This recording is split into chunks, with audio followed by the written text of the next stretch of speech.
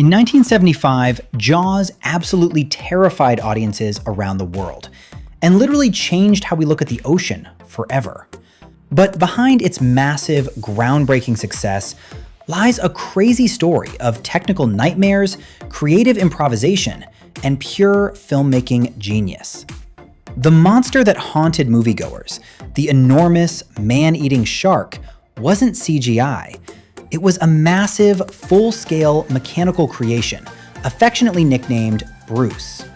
Production designer Joe Alves dreamed up the concept, and legendary special effects wizard Bob Matty, the guy who built the giant squid for 20,000 Leagues Under the Sea, was brought in to engineer it. And Bruce was no small prop. We're talking a full-sized animatronic shark built on a solid steel skeleton, powered by an insanely complex network of pneumatic and hydraulic systems. These systems controlled everything: the jaws, the fins, the tail, even the motion of its eyes. But remember, this was the mid-1970s.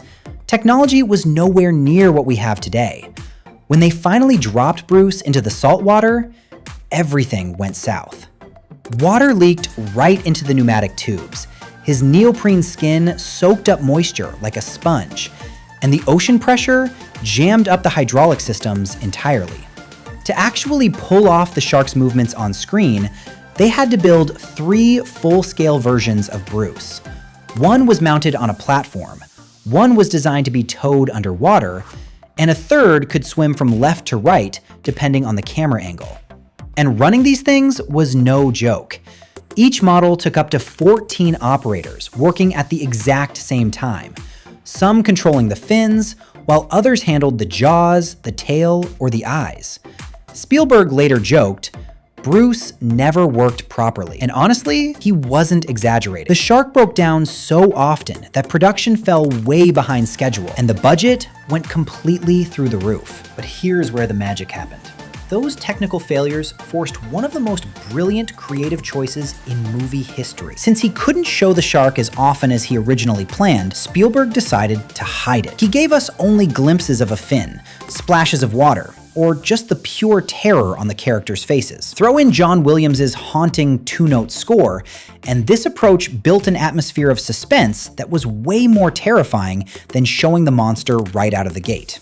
They even mixed in some real shark footage to sell the illusion. For the iconic cage attack sequence, they filmed miniature cages and live sharks separately, and then seamlessly combined that footage with the animatronic shots.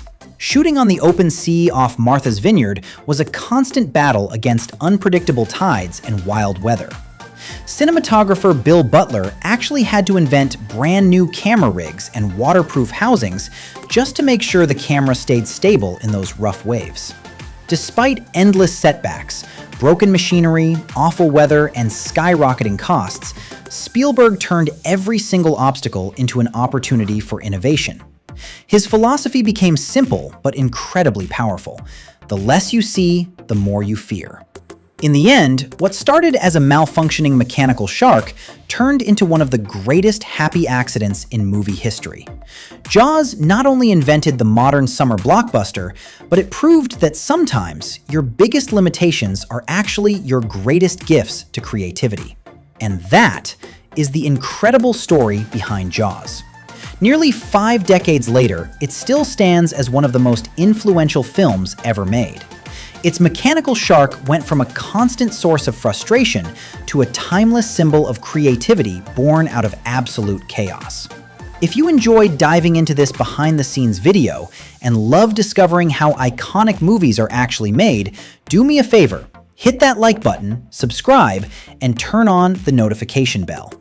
Every week, we explore the untold secrets that shaped the films we all love.